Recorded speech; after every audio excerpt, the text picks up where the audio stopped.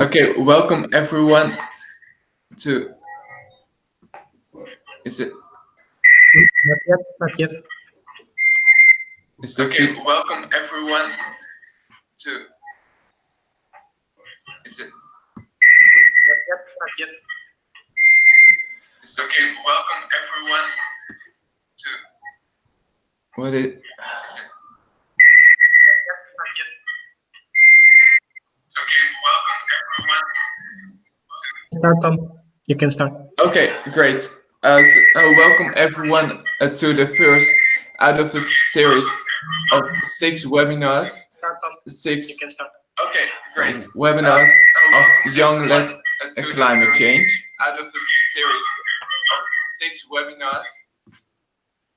I'm sorry, but the sound was so okay.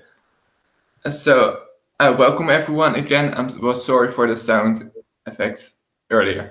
This is the first out of a series of 6 young-led climate webinars, and we will be talking about climate change. Climate change may be the issue that our generation is facing, and most of all, it isn't a problem for youth and the yet still unborn.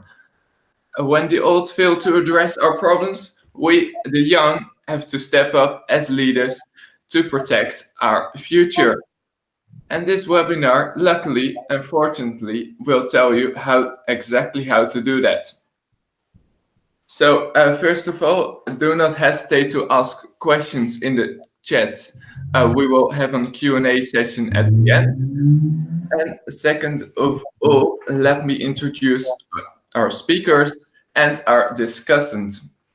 Our first speaker is Max van Deursen. He is a former youth representative on sustainability, education, and sustainable development to the United Nations.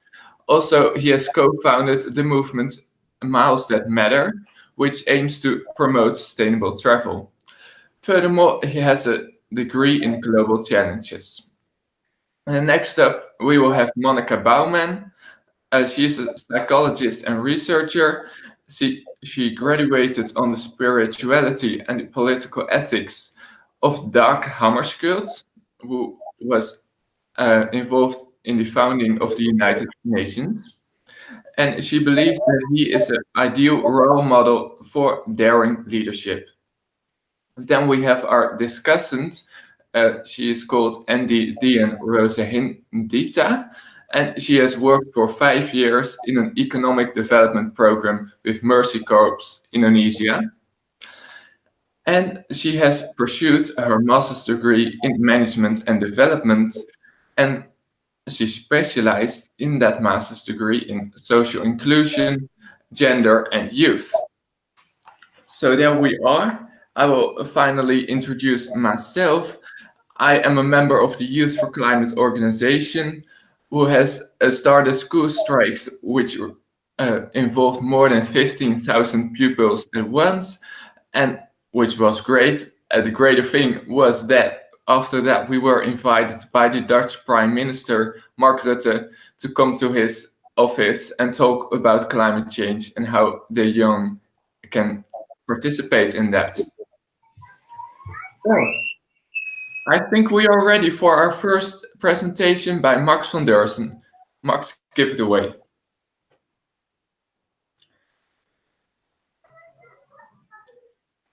You have to unmute your mic, Max. Yeah, thank you, Tom. Okay. That's better. Thank you for the introduction. As you mentioned, I've worked for quite a time with different youth organizations. I've been a Dutch youth representative to the United Nations on sustainable development for 2 years. I co-founded the Miles That Matter movement to promote more sustainable travel and some other things on the side for like over 5 years or something now. So a good moment to reflect on what does this mean to be among these youth climate leaders? And to do this, I thought, let's look at some myths surrounding youth climate leadership. So I'll give a presentation with 3 myths and 1 way forward on youth climate leadership based on my experiences. So I'm going to move to a small slideshow that I made. Let's give me a minute. I think it should be this one. share. Okay, so if all is right, you can see the slideshow now. So let's go on with the first myth. When I went to my first climate conference, I still remember, to the COP21 in Paris, I had this idea that... Sorry, Max, you have to click the share button. Oh, yeah. Wait, let me check.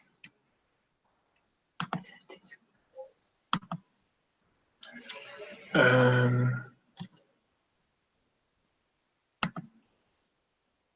think it should be sharing now. Oh, sorry. I think there was like a delay in the things. Apology for that. But to recap where I left, when I went to my first climate conference, I had this vision like all young people are going to come together. They're going to have the same idea. They're going to come up with one way on how to do it and share this message. But in reality, I realized that it was sometimes actually quite difficult to get all young people on one line and support one statement. And perhaps that's also not necessarily a good thing to try and get this diversity of opinions of young people into one statement.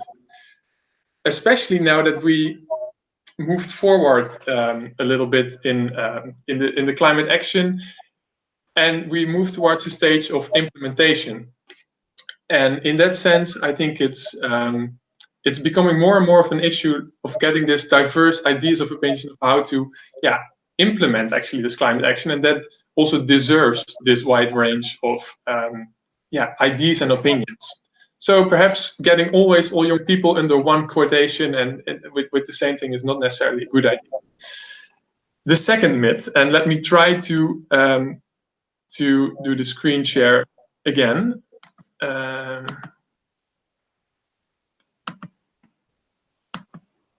Let's see. And the second myth, that you have to go to an international conference or one of these other big events to become a climate leader or a youth climate leader. I think that's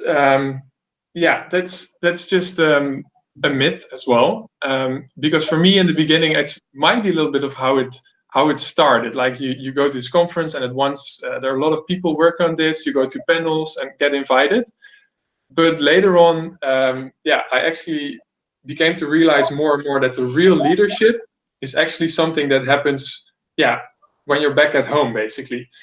At the international conference, you don't really need to convince anyone that climate change is a concerning issue, but try to tell it to your neighbor, and it might become a real challenge. And actually getting people, out of the bubble, basically involved, that is where real climate leadership happens.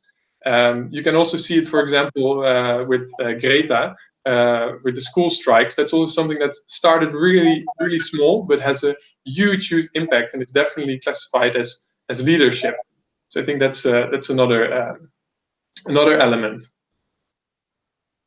Okay, then we have the third myth that I came up with, and let me share this one with you. Youth climate leaders are immune to the rat race. Let me tell a little bit about this. I'm also going to stop sharing the screen so that you can see me again. I think in the beginning, when I entered the scene, I had the idea like young people, they are not concerned as much with money or power or all these things of getting the best and the more and the everything, but more concerned with meaningful things and everything. But I realized there is one glitch to it, especially among young people who are working on climate change. And that's something called, the whole impact thing, basically. Also, after some time, I realized that quite often I was sitting in meetings with other young people, and we would spend almost the whole meeting talking about how everybody was making impact, talking about how they could become bigger, scale up. It's of course important to make impact, but it was becoming sort of the GDP of success of a young person in this climate world. And I think that's actually quite dangerous. And also know a lot of young people who actually get that it really becomes too much for them. So I think it's also important to value the other aspects of youth climate leadership, which could be having fun, for example, in what you do, having good relations with other people you work with other young people, with other people in general, and actually also being satisfied with what you achieve, actually, and not always striving for bigger, more and more impact, because it might actually become counter effective. At least that's something that I believe. Then I promised also, after these 3 myths, to provide a way forward. So for that, I'm gonna share my screen again. Let's share and move on here. And this is a framework that was developed by one of the people who graduated at my same university, a framework for meaningful youth participation by Martine de Zoete. And it's basically, you can also apply it for youth climate leadership. It departs a little bit from what we used to have as a very hierarchical approach as to how successful young people are in leadership or in participation, that you have like a really ladder where you can move upwards to, towards a more dynamic and circular ID, which starts on the left with developing ideas and opinions as a crucial point of becoming a youth climate leader. And this also means that this developing ideas should happen in diversity. So we don't want all young people to come up with the same ideas and the same opinions, but we actually want diversity. And then once you have these ideas as a young leader, you also want to share your perspectives, because if you don't have any followers, you can also not really call yourself a leader. But sharing these perspectives is not necessarily something you need to do at the international conference or only at these kind of things. But sharing perspectives particularly starts with people very close to you and in your own community. So I think that's also a very important part of this dynamic. And then finally, you have this continued participation and follow through. And classically, I think we often see this follow through in terms of impact and how many people do you reach, how many newspaper articles, how many blog posts, whatever. But I think we also need to depart from that sense. Impact is only one part of this continued participation. And other parts are also having fun, having satisfaction, having good relations with other people you work with. I think we need to bring that back into the skill set of a good young climate leader. And then again, this framework also shows that it's a dynamic process. If you make impact, your ideas might also change, and then the whole circle starts again. Something which perhaps also happened to me in working with new projects, getting new ideas, and going through the circle again and again. So that was my short take on youth climate leadership, on a few myths that I discussed that might be good food for discussion and further thought, and a short way forward to take a different look on what youth climate leadership is. Thank you very much for listening, and I give the floor back to Tom. Yeah, thank you, Max, for your very interesting and curiosity-driven presentation. Next up, we will immediately commence with the presentation of Monica. So, Monica, you have the floor. Okay. Do I have to do something? No, you can immediately start right now. Screen?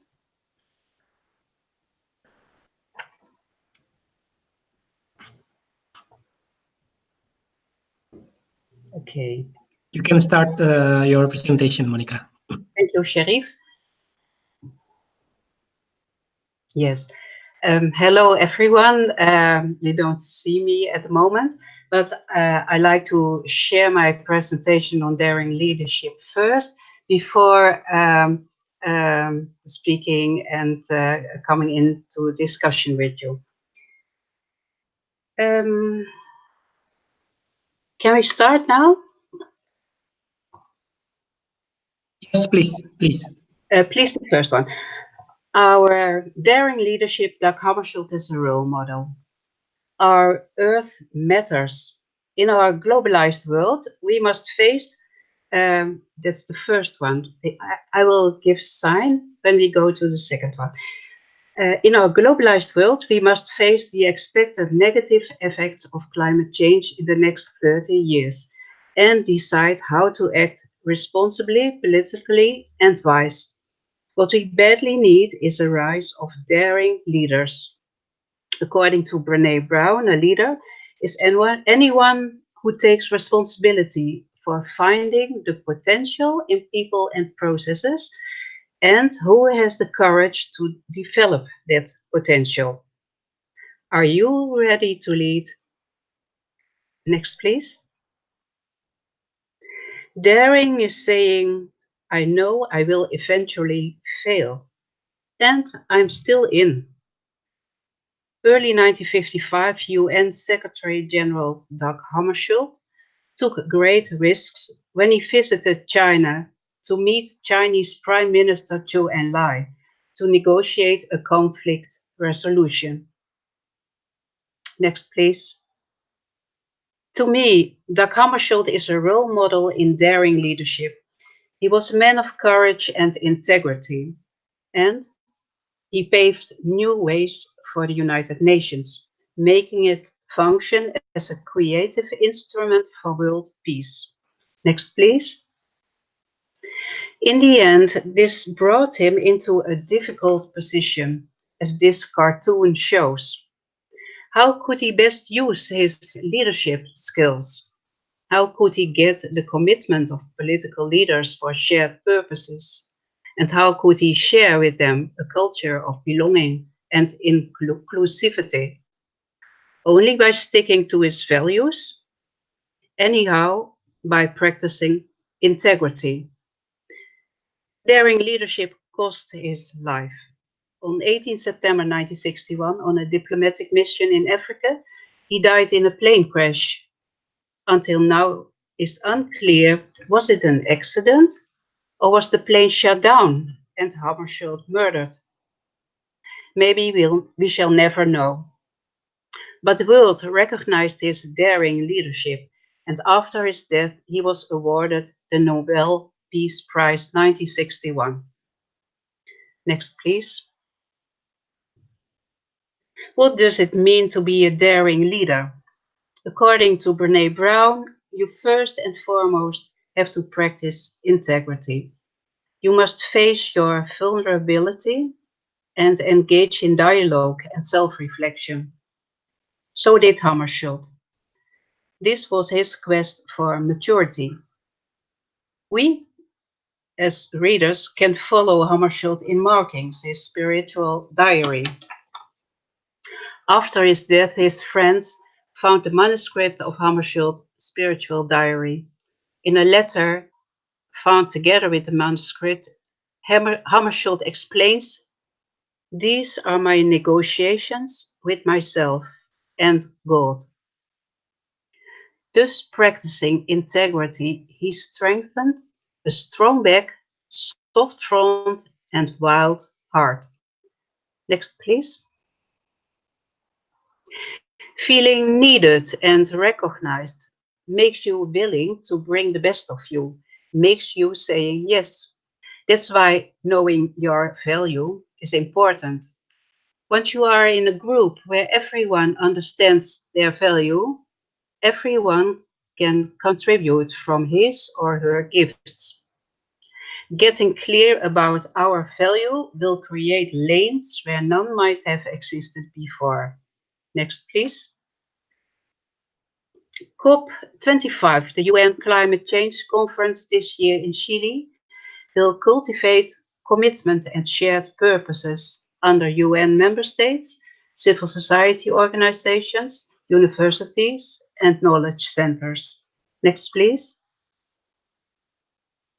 Here you see the winners and organizers of a youth leadership camp for climate change 2017 in Sumatra, Indonesia. Daring leaders want people to lead themselves and to deliver above and beyond expectations. They create context and color. How can you cultivate commitment and contribution? How can you give team members the space and the trust to stretch and learn?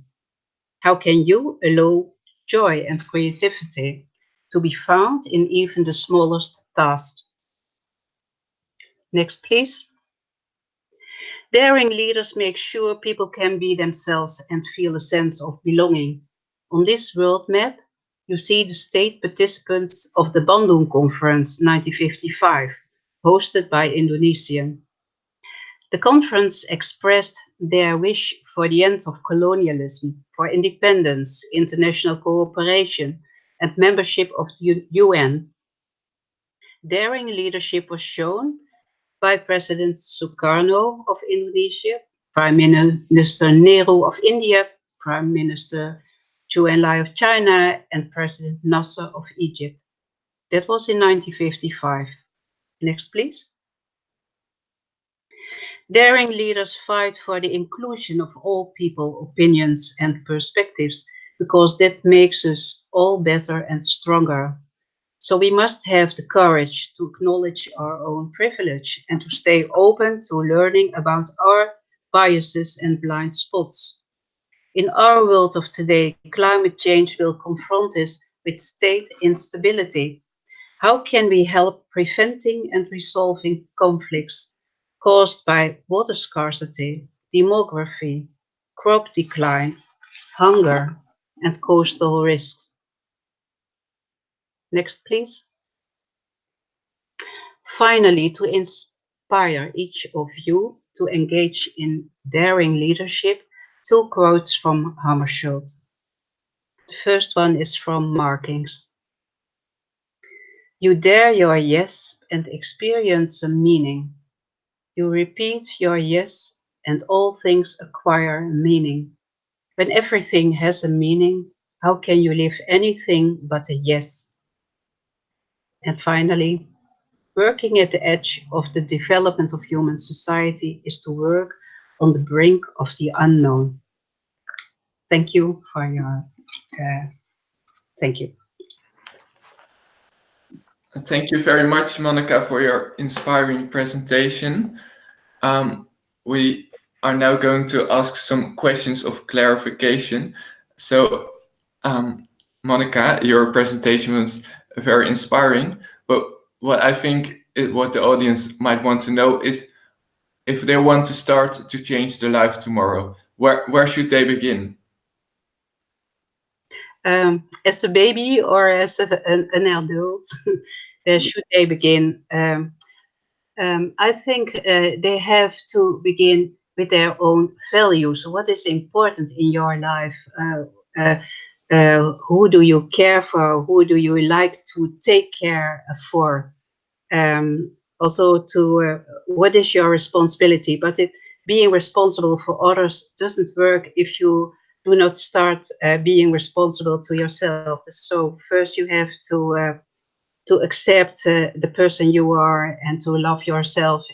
And then it's very important to know that behind the mountains there are other people, and that you live together, and social relations are very important. And it starts in the family. Okay, thank you for your answer. Thank you. And Max, are you online? Yes. Yes, present. Okay, great. Then I would like to answer kind of the same question to ask, not to answer, to ask the same question to you as to Monica, like, because you had a story about how a climate leader is not someone far away at some UN conference, but maybe someone in your own neighborhood or somewhere in a region or a municipality. So do you have any practical advice for people who want to start doing something? Yeah, I also think a lot of people are already doing a lot of things, even though they might not get the credit or the label of "whoa, you're a climate leader," but they just already do this. So that's maybe also a difference. But as I mentioned before, like how do you do this? one thing, as I also showed in the mention, it also often starts with developing ideas and opinions. Or so also what Monica mentioned, start with the values. So what are things you really like to do, or things you find very interesting, or things you're already doing but want to expand? For example, in your neighborhood, if you really like plants, you might want to start a small community garden, or start with your own garden and then expand. Or if you really are more engaged into politics, give it a go as a young person and try to get in perhaps the municipality governance involved. Or if you're living as a student in a student house, you might try and get your other students to get a more like recycling system in place, which I also once tried, and is also a whole challenge in itself. And once you develop these things, you can start and sharing these perspectives and continue on with it. For example, also I mentioned before, I started the Master Matter movement on sustainable travel, which is also something that started very small, actually, that I like traveling a lot. I like traveling slowly, as they say, by train or by other transport means. And yeah, the planes are just very polluting, so I try to avoid them. And then I first I went by train to Paris, and then to Bonn, and then within Europe. And then once I made a train trip to Marrakesh in Morocco for the climate conference, everything by train and back. And it started to become more and more. And then eventually I made this really big trip by train to Malaysia and back to Malaysia to really create this more bigger impact, but also something I just really enjoyed. So I think, just start with small steps, look into the things you like to do, and build on from there and see where it goes. Okay, yeah, I think you've mentioned quite a few very interesting perspectives on what you are able to do just tomorrow, starting tomorrow, and what your options are. Just follow your interests, get to know your values, again, what Monica already said. So maybe there's just time to share my own, like what I started up. So just over 2 months ago, I went to my head of school and I said, why cannot we put solar panels on the roof of the school? And she was like, yeah, there are already solar panels on top of the school. So I went to ask the specific person, and turns out there was no promotion whatsoever about it, but there were. But the thing is, there were only very few, like maybe 5 or something. So I asked, the roof is much bigger than that, so cannot we put more? And then they were like, no, it was just an experiment, it's not possible. And so time went by, and you're a student and you need to put in a lot of time in school.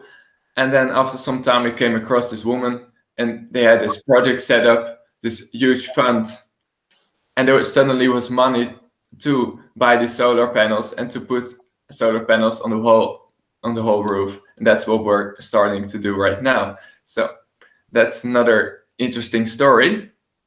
Wow. And we're about, it's time right now to give the discussant the floor so she can give her feedback on what we just heard. So the floor is yours, Andy. Hi, yeah, thank you, Tom. Can you hear me clearly? Yes, great. Okay, so first of all, I would like to thank Max and Monica for the presentation. As for me, it was an eye-opener session, and also maybe for the audience as well, that can contribute our knowledge related to the leadership concepts and the myths surrounding the leadership itself. For now, I would like to give a brief summary for what I take out from your presentations, and also maybe a little bit feedback of the speaker sessions. And maybe I also have some question regarding the presentation that I can address during the Q&A session.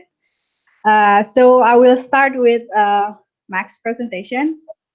It was very interesting that you present the 3 myths on youth leadership in climate change, and also present one way forward to address it at the end of your presentation.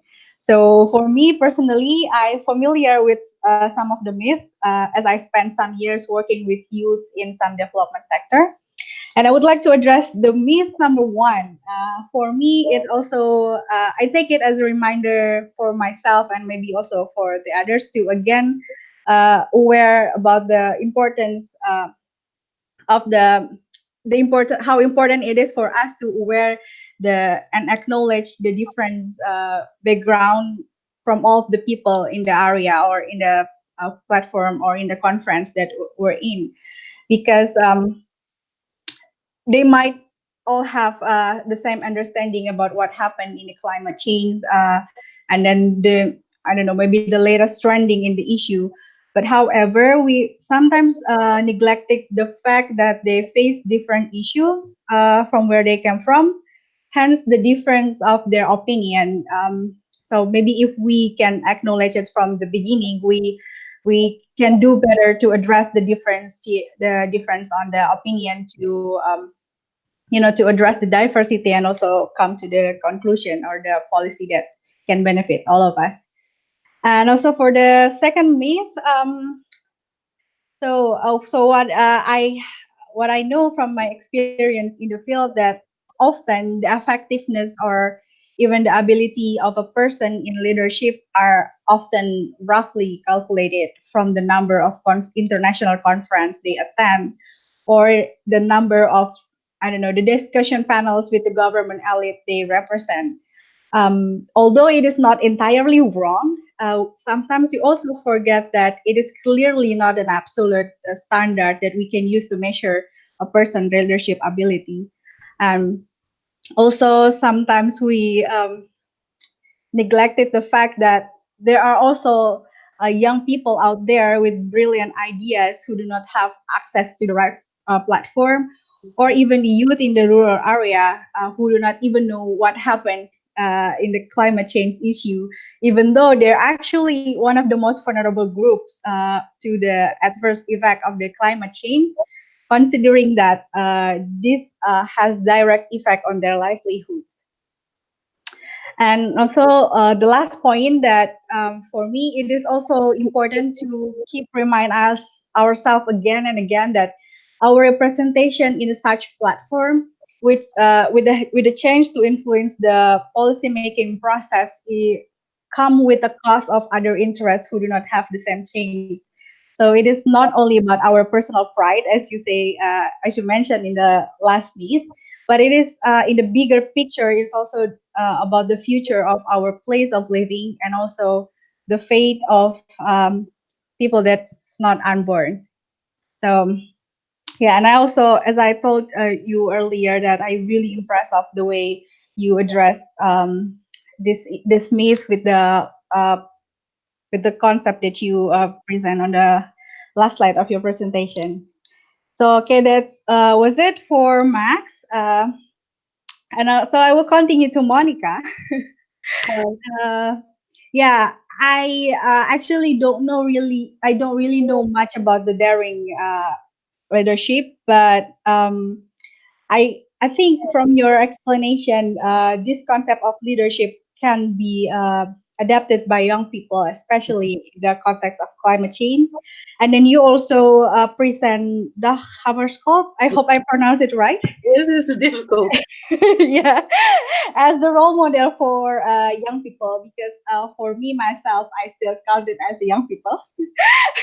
I find it quite challenging to find a right role model in leadership. I mean, and then also with the way you explain it, it's really clear for me that I can use Dag Hammarskjöld as one of my role model. And in particular, this your presentation of yours is help us to address one of the questions that we try to answer from this webinar about the kind of leadership needed in dealing with the climate change and its impact. I also feel like this leadership concept, as far as I know, is embraces and acknowledge vulnerabilities as one of the source of strength to lead instead of hindering, instead of as the hindering factor. And for the young leaders out there, this concept can be used as the reference in leading their constituent to achieve their goal. And furthermore, as Brandy Brown also said, it is also important to always seek for the opportunity and then potentials in people and processes, and also has the courage to develop the potential itself. And then also for the last point, I also want to highlight Brené arguments about how we should put integrity as a leader as our key aspect, and which also bring us back to the myth that Max already mentioned to us earlier. So I do really hope that this session could also benefit for all the viewer out there, that we indeed as a young people have changed and have potential to lead the change, especially in the climate change. So Tom, that was it for me. I give the floor back to you. Thank you. So now we're onto the questions Q&A section. So let me just, I think you, Andy, had some questions to start with. Yeah. Then I'll round up the questions from the audience right now. So Okay. you can start. Okay, so I have a questions for Max. I really interesting to your personal experience for the for your movement, and I want to ask maybe your tips to on how to make our personal action create a bigger impact, so that people can notice our personal action. Because as you know, maybe there are a lot of people that already do the things to that contribute to the climate change, but maybe as we can see in the individual level, people might not notice it. And maybe, and you with your experience, I want to ask like what can we do to make our personal action create a bigger impact? Yeah, maybe that's it, Tom, for now. Okay. Yeah, well, so as I mentioned, we have to be careful with impact, right? Because, Yeah. no, just True. kidding. Because impact is of course important, because if we want to change things, and we have to change things if we want to address climate change, then you also need to make impact at the end of the day. So the question, as I would rephrase it, how can we make impact without compromising too much on other factors, or how can we make impact without staring blind on other issues? Well, how to scale up these projects? As I think, one way to do it is also on a first of all, I think it's important to have a gradual scale. Like if you start a project, or if you start an action or a movement, whatever, I think things always have to grow gradually. So as I mentioned with the train story, I also first did a small one, and then a bigger, and things moved on. Whereas if you put your ambitions right at the top of the hill, I think it might sometimes look like, whoa, I'm never going to achieve some really big impact, or the climate problem is so big, I'm never going to solve it on my own. And you also don't have to solve the climate problem on your own. There are a lot of people. So I think one step in making impact is also, because I took a course in leadership at university as well, when I was on exchange in Malaysia, and one of the first things they learned me is you cannot be a leader if you don't have any followers. So a leader is also kind of defined by its followers. So I think if you want to make more impact, you might also need to get other people inspired by your idea, or by your movement, or by whatever you're doing, and try to get them to join you, basically. And also this involves, I really like to use the word inspire rather than, because I think traditionally you used to see that if you want to make more impact, you use like a formal structure, and you use employees, and you use an organization and everything to build up this impact. Whereas now you see that it's really a lot about inspiration. The same you see with the school strikes. That's something that started very small, but had a very strong concept, and then people adopted it. They got interested, and it's also not like Greta on her own got all these people mobilized. She got a few people interested, and then they started to move on. So I think also just start very small, try to get the people that are close to you involved, and then things will grow on if it's a good concept and everything. Yeah, thank you. And I also have question for Monica. So based on your experience and also the lesson learned from Dag Hammarskjöld, how do you think we can ensure that our representation or how we lead people to be inclusive, to cultivate the inclusivity and then the difference of the perspective? Thank you, Andy. I think dialogue is very important. That you invite others to present their vision, their perspective, and that you really are interested, and that you can start a process together, just as Max showed.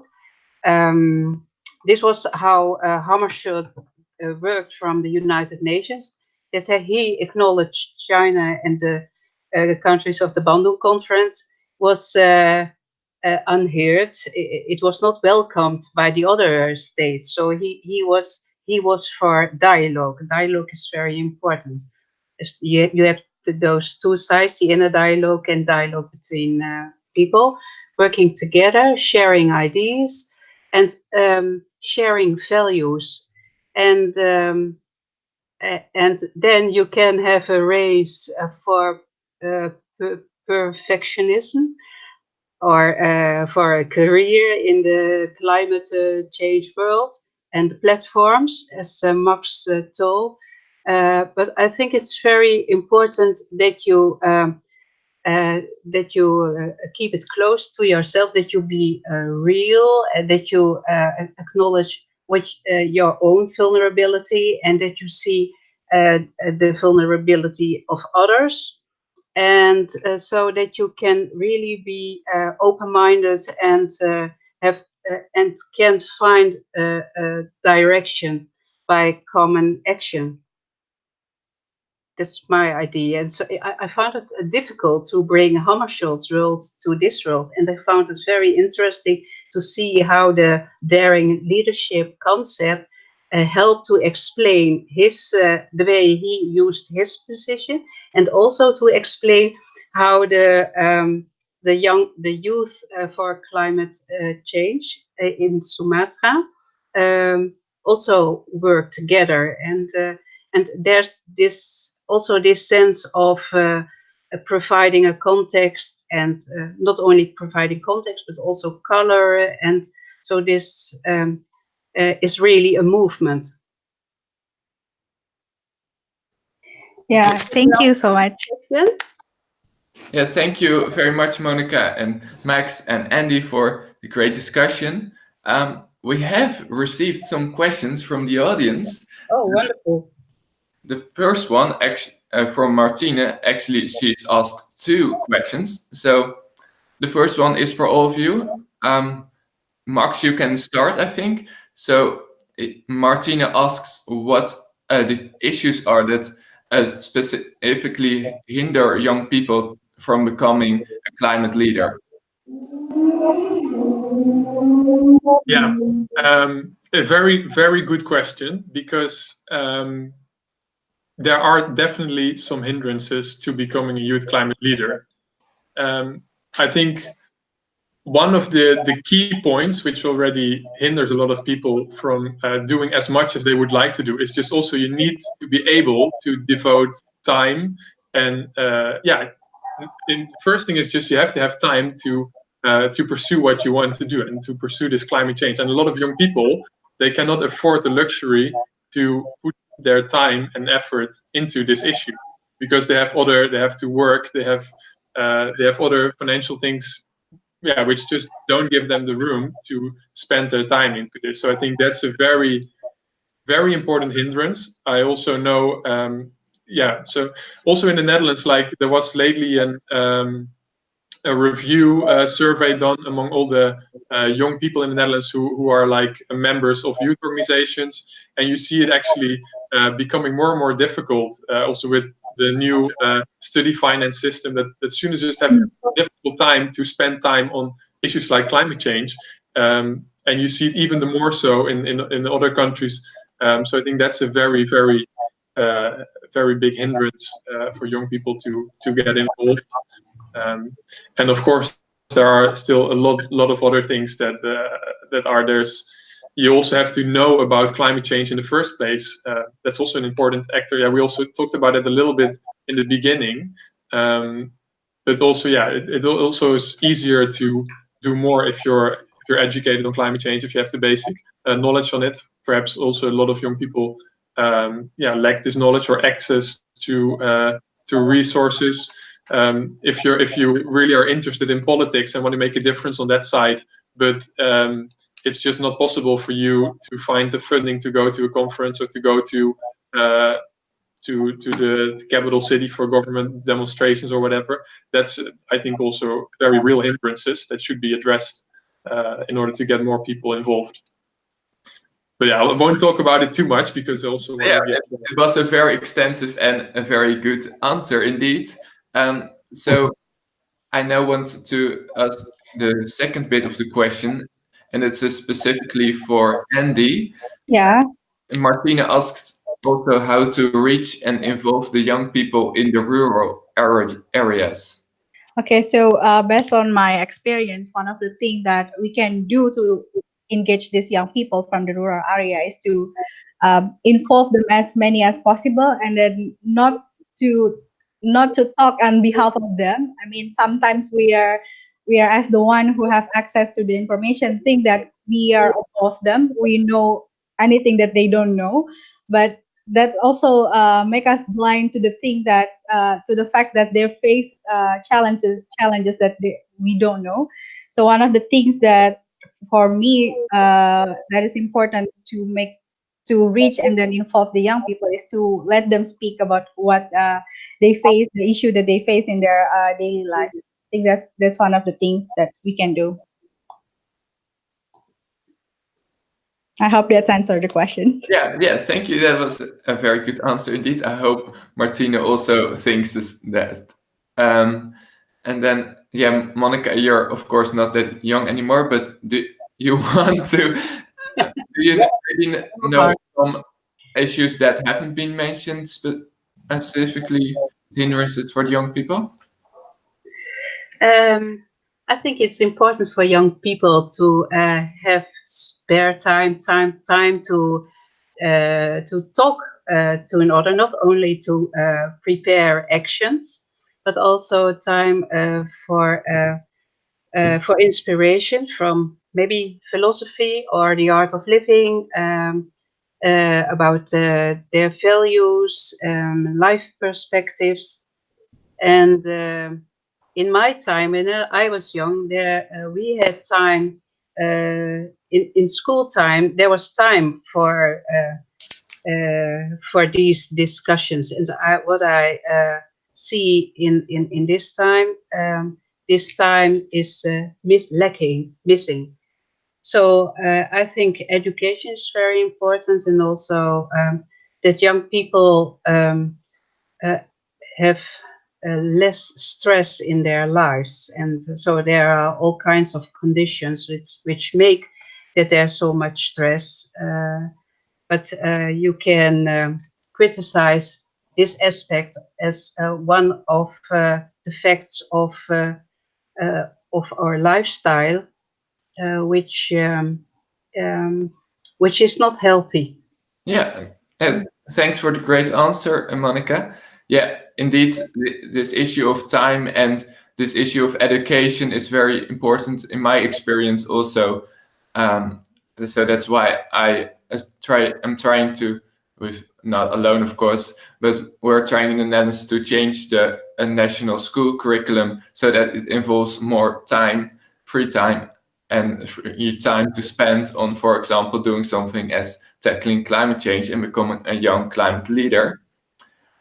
Now we will move on to another question from Dadi. I hope I pronounce your name correctly.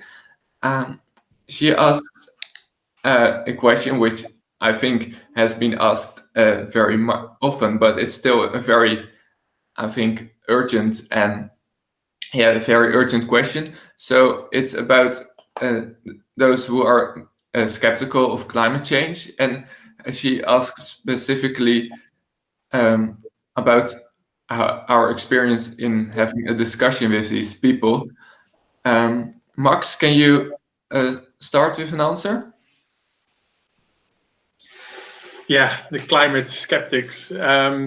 Of course, I also met them over my career, more than I would like to. I also have to say I met everything on the spectrum. I also met young people who said climate change, it's so bad now that we cannot solve it whatever we try, so I'm not going to do anything anymore. So that's the other end of the spectrum. They think climate change is already so serious that we cannot solve it. We don't have to do anything anymore.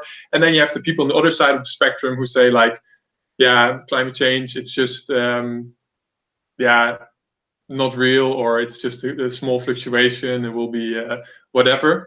So how do you go on about this? I think it is important to know that also in the climate skeptics, there's a different group.